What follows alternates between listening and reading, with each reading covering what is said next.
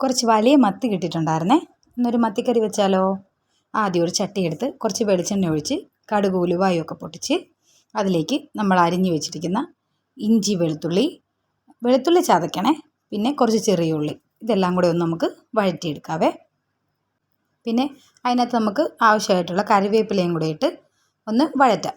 അത് ഒരു ഇളം ബ്രൗൺ നിറം ആകുന്നവരെ നമുക്കത് വഴറ്റിയെടുക്കണേ.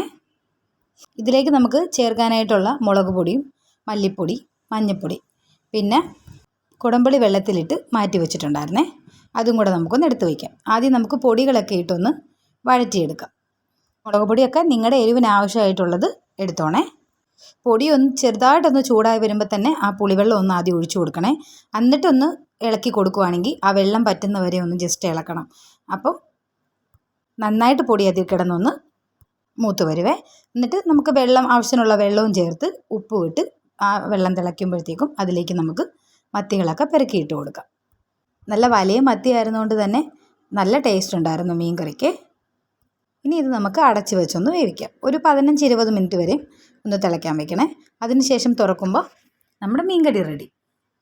വീഡിയോ ഇഷ്ടപ്പെടുവാണെങ്കിൽ ഒന്ന് ലൈക്ക് ചെയ്യാനും സബ്സ്ക്രൈബ് ചെയ്യാനും മറക്കരുത്. പിന്നെ ഈ മീൻ കറി ഒന്ന് ട്രൈ ചെയ്തും കൂടെ നോക്കണേ.